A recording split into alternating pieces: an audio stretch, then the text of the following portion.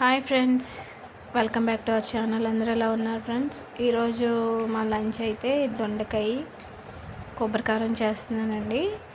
దానికోసం అయితే దొండకాయలు అయితే ఇలా కట్ చేసుకున్నాను.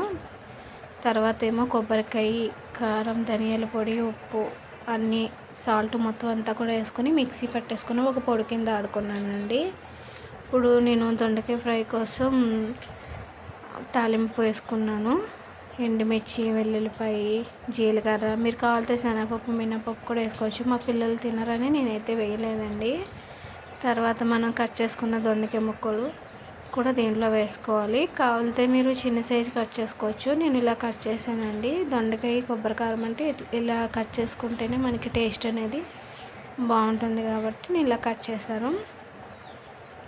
ఇదైతే బాగా ఫ్రై అవ్వాలండి. పచ్చివాసన పోయేదాకా ఫ్రై చేసుకోవాలి. దీన్ని మనం మధ్య మధ్యలో తిప్పుకుంటూ ఉండాలండి, లేకపోతే కిందేమో మాడిపోయి పైనేమో పచ్చిగా ఉంటుంది. అలా కాకుండా మనం తిప్పుకుంటూ ఉండాలి. ఇంకా లాస్ట్లో మనం పొడి పెట్టుకున్నాం కదండి, కొబ్బరి పొడి, దీంట్లో వేసేసుకొని ఒక 5 మినిట్స్ అండ్ 10 మినిట్స్ ఉంచుకోవాలండి. మొత్తం ఈ పొడి అంతా కూడా మనకి దొండకాయ ముక్కలకి కలిసేంత వరకు కూడా కలుపుకోవాలి. చూసారండి, అయిపోయింది. ఇది రైస్లోకి చాలా బాగుంటుందండి. రైస్లో కలుపుకొని తినేయచ్చు. ఎటువంటి రసం, సాంబార్ అవసరం ఉండదు.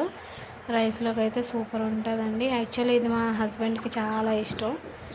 నాకు అంత ఇంట్రెస్ట్ ఉండదండి. మా పిల్లలు కూడా ఇష్టంగా తినరు. ఇది తన ఒక్కడి కోసమేనండి.